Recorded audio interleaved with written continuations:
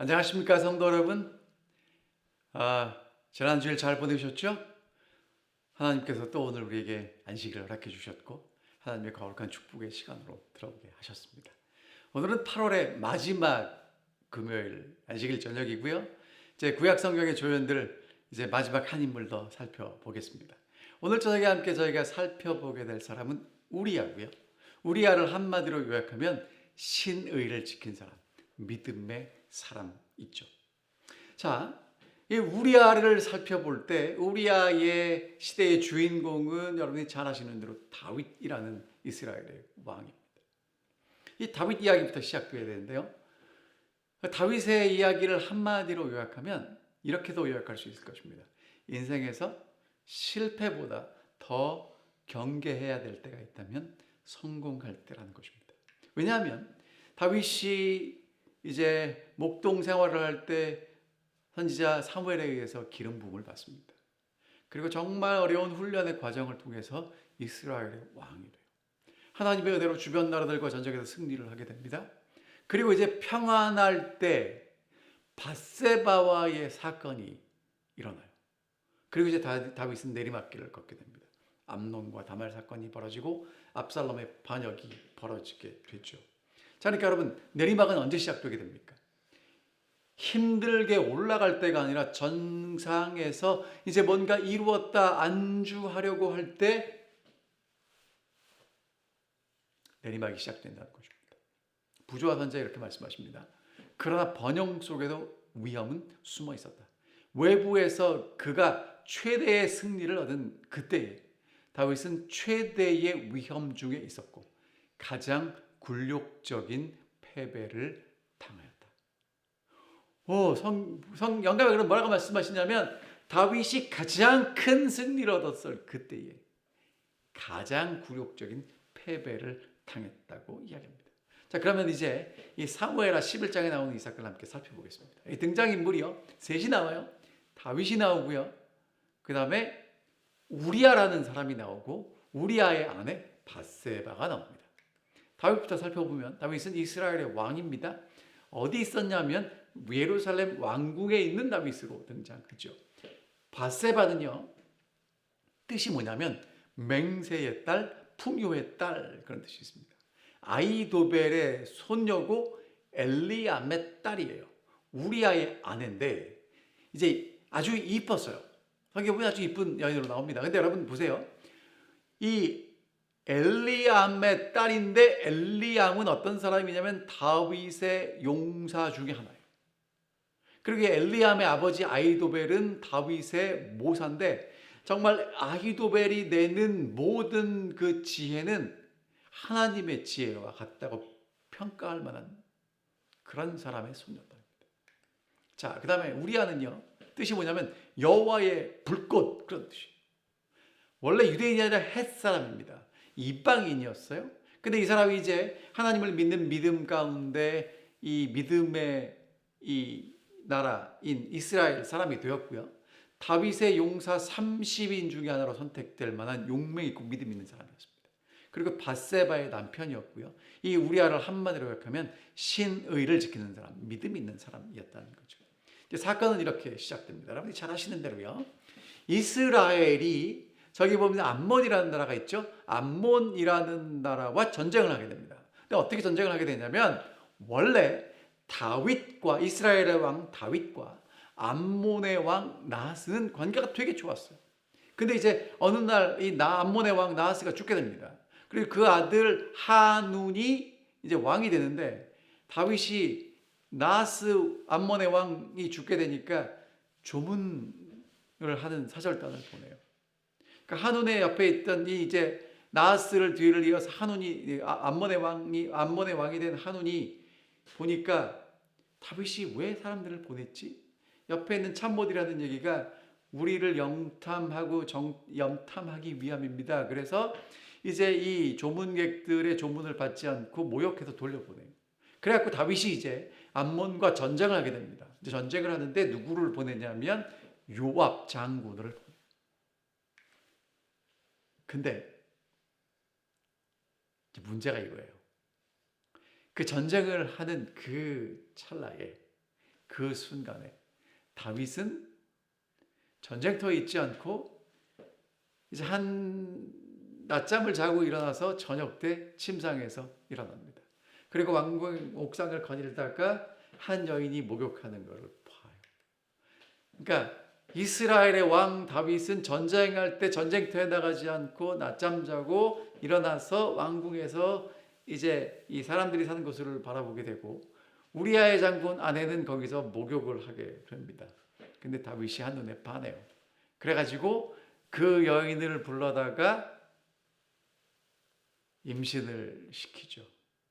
임신이 된 다음에 이 여인이 사람을 다윗에게 보내서 뭐라고 얘기하냐면 내가 임신했습니다. 다윗이 큰일 났어요. 어떻게 해야 되나? 어떻게 하면 좋지? 그리고 이제 마침내 요압에게 사람을 보내서 어떻게 전갈했냐면 햇사람 우리야 보내라. 다윗은 어떻게 생각했냐면요. 햇사람 우리야가 집에 와서 하룻밤만 자면 그 모든 문제가 다 해결될 거라고 생각했어요. 그래서 이제 요압이 이제 우리야를 다윗에게 보냈습니다. 다윗이 이제 우리야에게 요압의 안부를 묻고 전쟁이 어떻게 되는지를 묻고 싸움이 어떻게 되는지를 다 물었어요. 그 다음에 이제 이렇게 얘기합니다. 집에 가서 휴가 왔으니까 자라. 근데 우리야가 집으로 가지 않는 거예요. 왕궁 문에서 신하들과 함께 잤습니다. 다윗이 그 다음날 불렀어요. 야, 너 전쟁터 갔다 왔잖아. 왜 집에 가서 잠을 안 자? 그랬더니 우리가 이렇게 얘기합니다. 여호와의 언약궤와 이스라엘과 유다가 야영 중에 있고 내 주 요압과 내 왕의 부하들이 밖에 들에 진치고 있는데 내가 어떻게 집에 가서 먹고 마시고 내 처와 같이 잠을 잘 수 있겠습니까? 저 그거 못하겠습니다. 여러분 여기 보면 이 부정직한 왕이 그것을 덮으려고 애를 쓰는데 충성스러운 신하가 못하겠다고 거절하고 있는 모습이 보게 돼요. 그러니까 이 다윗에게는 이 충성스러운 부하가 장군이 껄끄러운 부하가 되는 것입니다. 그러면서 하나님의 마음에 합한 왕은요, 하나님을 떠나서 어떻게든 이 어려움을 모면하려는 왕이 되어 버리죠. 다윗이 얘기합니다. 우리아에게, 야, 오늘도 여기 있어라. 내일은 내가 너 보낼게. 그래서 우리아가 그날도 예루살렘에 머물었는데요. 다윗이 어떻게 했냐면 그 다음 날도 먹고 마시고 취하게 했어요. 그러니까 술김이라도 어디 가서 자라는 겁니까? 집에 가서 자라는 겁니다. 그런데 이 우리아는 집으로 가지 않고 군인들이 있는 그 군인들 막사에서 잠을 자요. 그래서 이제 다윗이 그 다음날 아침에 편지를 씁니다. 그리고 우리아의 손에 요압에게 가는 편지를 우리아의 손에 보내요. 근데 편지에 뭐라고 쓰냐면 이 요압은요 다윗 왕이 무슨 얘기하는지를 이렇게 팍팍 이렇게 잘 깨닫는 사람이에요. 이렇게 썼습니다. 우리아를 맹렬한 싸움이 있는 곳에 배치하고 너희는 뒤로 잠깐 물러가라. 그러면 우리아가 거기서 죽겠지. 자, 이 편지를 받은 요압이 정말 다윗 왕이 지시한 대로 했습니다. 그리고 이제 사람을 보내서 보고합니다. 요압이 사람을 보내서 그 전쟁의 모든 일을 다윗에게 다 보고하는데 이제 마지막 내용이 이래요. 활 쏘는 자들이 성 위에서 왕의 부하들을 향하여 쏘매 왕의 부하 중 몇 사람이 죽었습니다. 그리고 왕의 종 햇사람 우리아도 죽었습니다. 그러니까 왕이 진짜 듣고 싶은 얘기는 뭐예요? 우리아가 어떻게 되느냐는데 요압이 잊지 않고 대답합니다. 적군이 활을 쏘서 우리 군인 중 얼마가 죽었는데 그 죽은 사람들 중에는 햇사람 우리아도 있었습니다. 여러분 이것이 다윗의 인생의 내리막길의 시작이었습니다. 다윗에게 범죄할 수 있는 길을 열어준 것은 자신을 의뢰하는 정신과 자기를 높이는 정신이었다. 자, 여러분 이렇게 다윗이 내리막길을 걷게 된 결정적인 원인이 무엇이었는가를 영감의 글은 뭐라고 했냐면, 다윗이 범죄하고 내리막길을 걷게 된 결정적인 그 터닝 포인트가 뭐냐? 자신을 의뢰하는 정신, 자기를 높이는 정신이었다는 것입니다. 아첨과 권세와 사치의 미묘한 유혹이 다윗에게 영향을 미쳤다. 주위의 민족과의 교제도 역시 악한 감화를 끼쳤다. 동방 통치자들 사이에서 성행하던 풍습에 따르면 신하들에게는 용서할 수 없는 범죄를 왕이 행했을 때는 정죄하지 않았으며, 왕은 신하가 행하는 그런 자제를 행할 의무가 없었다. 이 모든 것들은 죄의 흉악성에 대한 다윗의 생각을 무디게 했다. 그리하여 다윗은 겸손히 여호와의 능력을 의지하는 대신에 자신의 지혜와 능력을 의지하기 시작했다. 제가 오늘 사랑하는 우리 모든 말씀을 듣는 우리 성도님들에게 호소합니다. 그리고 제 자신에게 정말 간절히 호소하는 이 당부의 말씀이 뭐냐면, 여러분, 하나님을 믿는 믿음으로 이 길을 걸어간다는 건 나를 신뢰하고 나를 높이는 게 아니라 전적으로 겸손하게 하나님을 믿고 신뢰하고 따라간다는 것입니다. 하나님의 마음에 합했던 그 다윗 왕도 하나님을 의지하는 대신에 자기를 의지하고 하나님을 높이는 대신에 자기를 높이는 그 순간 내리막길을 걷게 됐다는 것입니다. 여러분, 한 번 내리막길을 걷게 되면요, 계속해서 그 길을 갈 수밖에 없어요. 혹시라도 지금 그런 내리막길을 걷는 그 위험에 빠졌다면 여러분, 무릎 꿇고 기도하시기 바랍니다. 교만한 마음 대신에 겸손의 마음, 나를 높이는 대신에 하나님을 높이는 마음을 달라고 기도하시게 되기를 간절히 바랍니다. 여러분, 그럼 다윗은 왜 이렇게 변질되었을까? 이유가 무엇인가? 세 가지를 살펴보겠습니다. 부적절한 때, 사라진 희생 정신, 그리고 그것을 처리하는 잘못된 태도입니다. 자, 첫 번째, 부적절한 때와 장소는 뭐냐면요, 사무엘하 11장은 이렇게 시작돼요. 해가 돌아와 왕들이 출전할 때가 되며. 자, 그러니까 이제 이 이스라엘 지역은요, 건기와 우기가 있어서 우기에는 전쟁 안 해요. 건기에만 전쟁을 하는데, 이제 건기가 되었으니까 전쟁할 때가 됐다는 것입니다. 왕들이 출전할 때가 돼서 전쟁할 때가 되었을 때 다윗이 요압과 그의 부하들을 전쟁터에 보내고요, 다윗은 어디 있어요? 예루살렘에 머물러 있어요. 자, 보세요. 왕들이 출전할 때 다윗은 어디에 있어야 되냐면 군대와 함께 있었어요, 늘. 근데 이때는요, 군대와 함께 있어야 될 다윗이 어디 있었다고요? 예루살렘에 그냥 남아 있었다는 것입니다. 여러분, 있어야 될 때와 있어야 될 장소를 아셔야 돼요. 이 그림을 보십시오. 여러분, 큰 물고기가 입 쫙 벌리고 있는데 저기를 지나가면 되겠습니까? 부적절한 때와 장소라는 것입니다. 여러분, 정말 하나님께서 오늘 여러분과 저를 우리가 있어야 될 때, 있어야 될 그 장소에 있게 해주시기를 간절히 바랍니다. 다윗은요, 있어야 될 그 때와 그 장소를 놓쳤습니다. 그래서 이 내리막길이 시작된 것입니다. 부조와 선지자는 이렇게 말씀하십니다. 사단은 영혼을 유일한 능력의 근원이 되시는 하나님께로부터 분리시킬 수 있게 되자마자 인간의 사악한 육체적 욕망을 충동시키고자 할 것이다. 원수는 이를 돌발적으로 하지 아니한다. 여러분, 그러니까 사단은요, 우 하면서 이렇게 일을 시작하지 않는다는 거예요. 원수는 처음부터 몹시 놀랄 만한 일을 하는 것이 아니라 비밀리의 원칙의 요새를 침식하는 것이다. 이 일은 겉보기에는 매우 적은 일처럼 보이는 것들, 즉 하나님께 충실하고 당신을 전적으로 의지하기를 게을리하는 일, 세상의 풍속과 행습을 따르는 경향에서 시작한다. 여러분, 사단은요, 오늘 우리를요, 하나님에게서 떼어놓고 악한 성향, 악한 욕망이 드러나도록 하는 그 일을 위해서 하나씩 하나씩 준비하고 우리를 그것으로 이끌어간다. 그래서 오늘 여러분과 제가 해야 될 일이 뭐냐면, 있어야 될 그 때에, 있어야 될 그 장소에 있어야 한다는 것입니다. 여러분 보세요. 우리는요, 올바른 사람들과 함께 올바른 장소에 올바른 시간에 있어야 한다는 거예요. 그러니까 우리가 있어야 될 그 장소, 우리가 있어야 될 그 때, 우리가 있어야 될 그 사람들과 함께 있다면 하나님께서 우리를 붙드시고 하나님께서 우리를 통해서 놀라운 하나님의 일을 이루시게 될 것입니다. 문제는요, 두 번째 문제는요, 뭐가 사라진 거냐면 희생 정신이 사라진 거예요.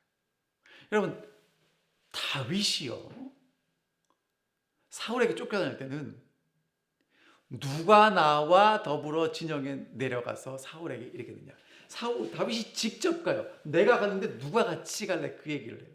근데 지금 이때는요, 다윗이 요압과 군대를 보냅니다. 안 가요. 희생하지 않아요.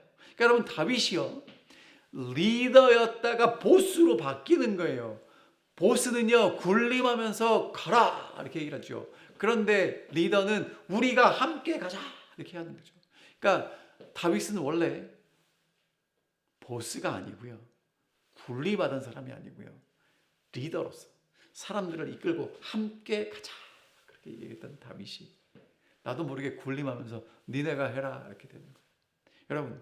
여러분과 제가 말하는 그 말을 잘 들어보시기 바랍니다. 내가 뭐라고 말하고 있나? 지금 보스처럼 군림하는 자세로 다른 사람에게 이야기하고 있나? 아니면 진정한 리더로서 다른 사람과 함께 희생하도록, 동참하도록 권유하고 있나? 만약에 여러분과 제가 말하고 다른 사람을 대하는 태도가 군림하는 자세라면 다윗처럼 내리막길을 걷게 될 것입니다. 자, 다윗은요, 이렇게 생각했어요. 내가 왕궁에서 내려다보니까 더 높아? 왕궁에서 내려다본다고 더 높다고요? 아니라는 겁니다. 가장 큰 위험이 어디 있냐면, 우리는 자꾸 외부에 있다고 생각하는데요, 가장 큰 위험은 내 안에 있습니다.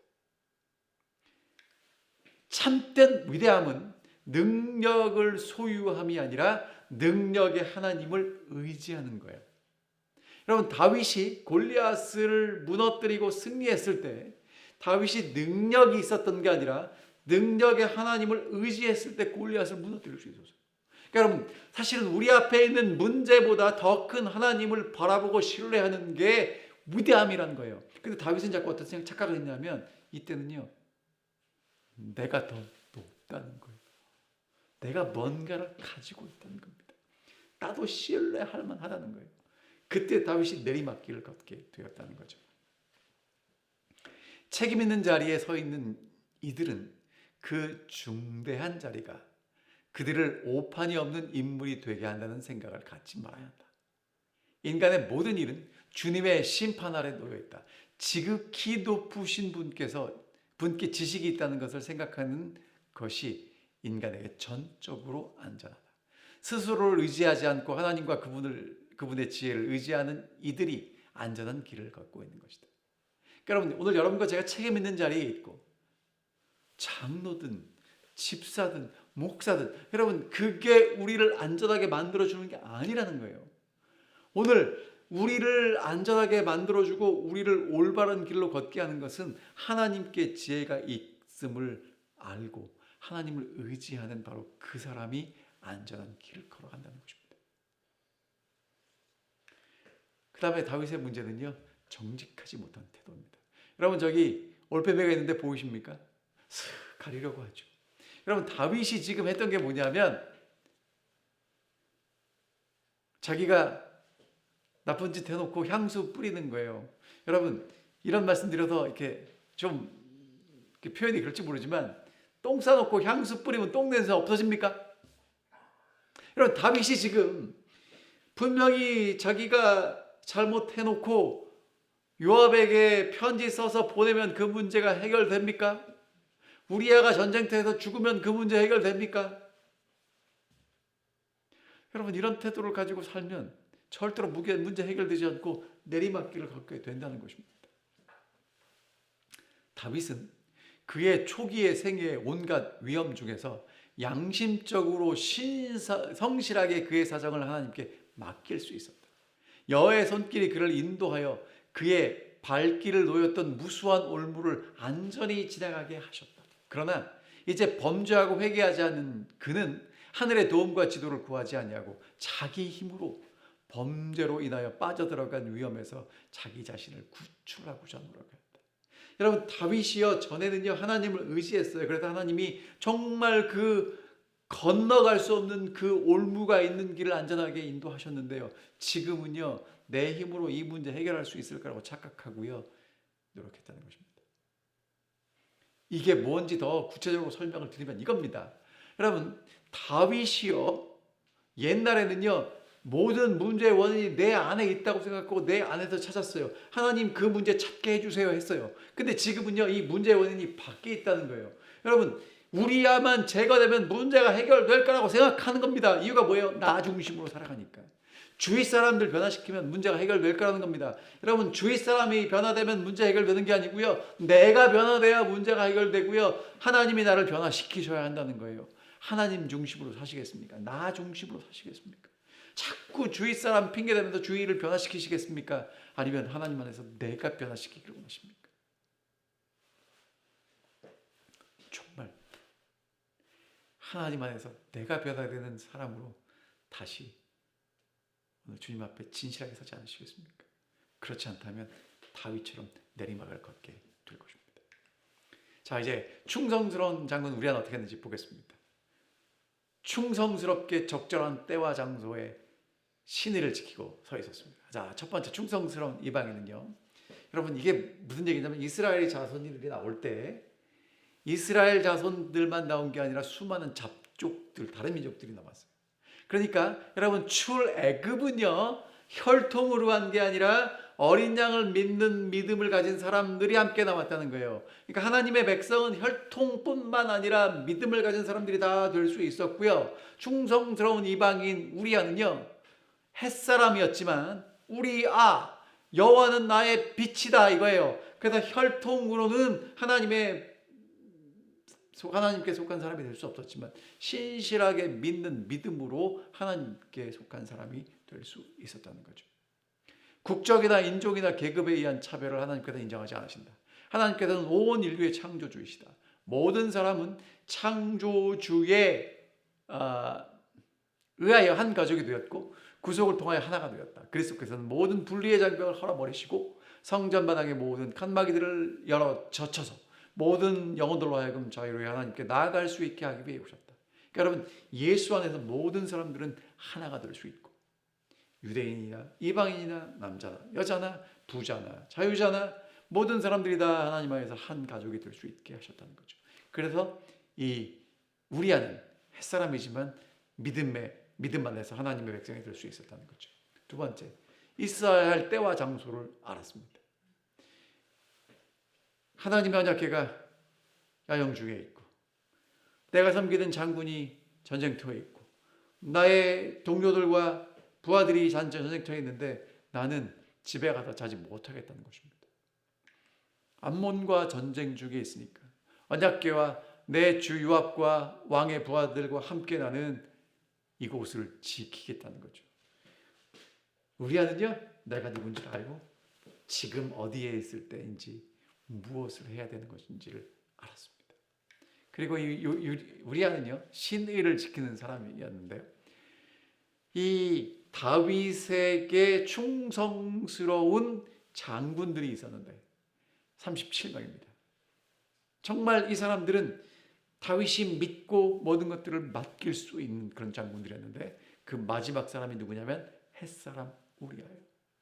이스라엘 사람은 아니지만 이방인이지만 함께 전쟁에서 동고동락하며 생명을 맡길 수 있는 그런 사람이었다는 거죠. 다윗이 이렇게 내리막길을 걸으면서 요압에게 할 일을 시켰고 요압에게 온 전갈은 왕의 종 햇사람 우리아도 죽었습니다. 일이 끝났죠. 그래서 장례를 마치고 이제 우리아의 아내 밧세바를 데려옵니다. 그리고 이제 그 우리아의 아내 밧세바가 다윗에게 아들을 낳아요. 하나님께서 이 모든 것들을 보고 계셨고요. 선지자 나단을 통해서 다윗을 경고하십니다. 심판하셨어요. 자, 근데 이제 나단이 다윗에게 가서 이 얘기를 해야 되는데 이게 정말 쉬운 얘기가 아니거든요. 그래서 다윗에게 가서 한 얘기를 해줍니다. 어떤 마을에 두 사람이 살고 있었는데 한 사람은 양이 100마리예요. 그리고 한 사람은 양 한 마리밖에 없는데 그 양이 얼마나 소중했는지 식구들이 한 방에 다 같이 먹고 자라면서 정말 사랑했던 왕입니다. 근데 이 부잣집에 어느 날 손님이 왔고요. 부자가 양 100마리 중에 한 마리 잡아갖고 이 손님을 대접하는 게 너무 아까워서 옆집 가서 그 양 한 마리 빼앗아다가 이 손님을 대접했습니다. 그랬더니 다윗이 그 얘기를 듣고 있다가 그런 일을 행한 사람은 천벌을 마땅하고 하나님이 심판하셔야 되고 하나님의 심판과 저주를 쏟아 부었습니다. 그랬더니 여호와의 살아계심을 두고 맹세하노니 이 일을 행한 그 사람은 마땅히 죽을 자니라. 그 얘기를 듣고 나단이 얘기합니다. You are the man. 당신이 그 사람입니다. 다윗이 행한 그 일이 하나님 보시기에 악했다고 분명히 얘기하죠. 여러분, 오늘 우리가 하는 일들이 사람들이 모른다고 해서 하나님도 모르실 거라고 자꾸 우리가 착각합니다. 전도서에 이렇게 말씀하세요. 하나님은 모든 행위와 은밀한 일을 선악간에 심판하신다고요.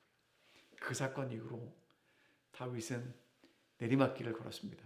다윗의 큰아들 암논이 베다른 누이 동생 다말과 하지 못할 일을 하고 그것 때문에 그 다말의 오라비 압살롬이 다윗의 아들들을 죽이고 압살롬이 도망가고 압살롬이 돌아와서 구태타를 일으키는 정말 가슴 아픈 이야기가 시작됩니다. 여러분, 하나님 다 알고 계십니다. 사람들이 알지 못하는 것 같아도 하나님이 알고 계시다는 것 잊지 않고 기억하시게 되기를 간절히 바랍니다. 그러나 성경은 이렇게 기록하죠. 이는 다윗이 햇사람 우리아의 일 외에는 평생 여호와 보시기에 정직히 행하였다. 하지만 여러분, 우리아의 일은 하나님이 보시기에 정직하지 않았음을 분명히 성경은 기록하고 있습니다. 그럼 여러분, 우리아는 뭐예요? 억울하지 않습니까? 근데 여러분, 하나님이 분명히 알고 계시다고 그랬죠. 하나님은요, 우리아를 인정해 주십니다. 어떻게 인정해 주시냐고요? 자, 여러분, 이게 마태복음 1장에 나오는 아브라함과 다윗의 자손 예수 그리스도의 계보입니다. 여기는요, 유대인이 아닌 이방인들의 이름이 나와요. 그 첫 번째 이름이 누구냐 하면 유다의 며느리 다말입니다. 이 다말은 이 혈통으로 이스라엘 사람이 아니에요. 다말이 나오고요. 그 다음에 살몬의 아내가 나오는데 여리고의 기생이에요. 이방인이죠. 그 다음에 보아스의 아내가 된 모압 여인 룻이 있어요. 자, 그 다음에 다윗의 대를 이어서 왕이 된 솔로몬을 낳은 그 어머니를 뭐라고 얘기하냐면 바세바라고 이야기하지 않고 우리아의 아내라고 이야기합니다. 여러분, 그러니까 지금 예수 그리스도의 족보에 아브라함과 다윗의 족보에 유일하게 등장하는 이방인 남자가 있어요. 마태복음 1장 6절에 보면 이새는 다윗 왕을 낳으니라. 다윗은 우리아의 아내에게서 솔로몬을 낳고. 여러분, 성경이 뭐라고 기록하고 있냐면요, 다윗의 아내도 아니고요, 바세바도 아니고요, 솔로몬의 어머니도 아니고요, 우리아의 아내예요. 하나님 알고 계신다는 거예요. 다윗이 잘못했다는 겁니다. 하지만 하나님은 우리아를 아브라함과 다윗의 족보에 집어넣으심으로 하나님 다윗이 잘못했다. 하나님은 우리아의 신실함을 알고 계신다고 우리에게 말씀하고 계십니다. 저는 여러분, 이 마태복음 1장 족보에 다윗이 우리아의 아내에게서 솔로몬을 낳고, 예전에는 그냥 보고 넘어갔는데요, 신실한 사람 우리아를 하나님이 잊지 않고 기억하신다니까 얼마나 감사한지 모르겠어요. 고린도전서 15장에 이렇게 말씀하십니다. 그러므로 내 사랑하는 형제들아, 견실하며 흔들리지 말고 항상 주의 일에 더욱 힘쓰는 자가 되라. 이는 너희의 수고가 주 안에서 헛되지 않은 줄 아닙니다. 여러분, 우리가 신실하게 살아가고 믿음대로 살아가는 게 때로는 헛되게 보일지 모르겠습니다. 하지만 하나님 알고 계시고요, 하나님이 다윗은 우리아의 아내에게서 솔로몬을 낳으리라. 하나님 알고 계시고 헛되지 않는다고 말씀하십니다. 하나님께서는 다윗의 범죄의 역사를 비록 당신으로부터 크게 축복과 은총을 받은 자들이라 할지라도 안전하다고 느끼고 깨어있어 기도하기를 게을러서는 안 된다는 경고로 삼고자 하셨다. 그 같은 하나님의 의도는 하나님께서 가리키고자 계획하신 교훈을 겸손히 배우려고 노력하는 자들의 생애에서 입증되어 왔다. 그들은 믿음을 통하여 하나님이 많이 당신의 능력으로 그들을 보호하실 수 있다는 것을 느꼈다. 하나님 안에서 그들의 능력과 안전이 있다는 것을 알고 그들은 사단의 영역에서 첫 발을 들여놓기를 두려워하였다. 여러분, 오늘 우리의 안전은 하나님을 의지하는 데 있습니다. 하나님을 떠나서 사단의 영역에 우리의 발을 들여놓는 건 내리막길을 내려가는 정말 안타까운 것이라는 것입니다. 참된 위대함은 능력을 소유하는 게 아니라 능력에 하나님을 의지하는 것입니다. 우리아는 하나님을 의지했던 신실한 사람이었고요. 반대로 주인공이었던 다윗은 하나님을 그 순간 의지하지 못한 내리막길을 걷게 된 사람이었습니다. 사랑하는 성도 여러분, 저는 이제 8월 달에 모든 말씀을 줄이면서 여러분들에게 호소합니다. 오늘 여러분과 제가 믿음의 사람으로서 어쩌면 주연이 아니라 조연으로 살아갈지라도 여러분과 저의 안전이 있다면 매일 예수 그리스도와 동행하는 것입니다. 예수 그리스도를 신뢰하는 것입니다. 겸손히 하나님께 나아가는 것입니다. 하나님이 능력이 있는 분이고 나는 하나님과 함께 하나님을 신뢰하고 이 길을 걸어가야 한다고 고백하는 것입니다. 그래서 마지막으로 여러분들에게 이 말씀을 드립니다. 보라, 세상 죄를 지고 가는 하나님의 어린 양입니다. 여러분과 제가 하나님의 어린 양을 바라보는 한 우리에게는 소망이 있고 능력이 있고 하나님이 우리와 함께 해 주실 것입니다. 여러분이 주연으로 역할을 감당하든 조연으로 역할을 감당하든 상관없습니다. 하나님은 주연이든 조연이든 여러분들을 들어서 사용하실 것이고 하나님을 의지하고 신뢰하는 당신을 통해서 놀라운 하나님의 구원의 역사를 이루어 가실 것입니다. 끝까지 신의를 지켰던 우리아를 통해서 하나님은 놀라운 일을 이루시켰던 것처럼 오늘 여러분과 제가 비록 이방인일지라도 주인공은 아닐지라도 우리에게 맡겨진 그곳에서 하나님께 충성하며 끝까지 믿음을 지키는 재림 성도들로 굳게 걸어가시기를 주의 이름으로 간절히 축원합니다. 기도하겠습니다. 하늘에 계신 아버지, 오늘 우리가 믿음의 길을 걸어갈 수 있도록 도와주셔서 감사합니다. 때로는 저희가 주연이 아니고 조연으로 우리의 길을 걸어갈 때 아무도 우리가 걸어간 것을 보지 않고 때로는 외롭게 쓸쓸하게 그 길을 걸어갈 수밖에 없습니다. 신의를 지켰던 우리야 있어야 될 때를 알고 끝까지 충성했지만 안타깝게 그의 생을 마감할 수밖에 없었습니다. 하지만 하나님은 그를 아셨고 그의 이름을 예수 그리스도의 족보에 넣어주셨습니다. 오 주님, 오늘 저희가 하나님이 우리를 보고 계심을 믿게 하시고 흔들리지 않고 끝까지 이 믿음 지키게 하시며 하나님이 우리를 보고 계시고 인정해 주심을 믿고 믿음으로 이 길을 끝까지 달려갈 수 있는 믿음의 성도들, 재림 성도들 될 수 있도록 축복하여 주시옵시고 우리가 다 함께 기쁨으로 주님을 만날 때까지 정말 이 믿음 지키며 충성할 수 있도록 우리를 붙잡아 주시고 인도해 주시고 축복해 주시옵기를 사랑 많으신 예수 그리스도의 이름으로 간절히 기도하옵나이다.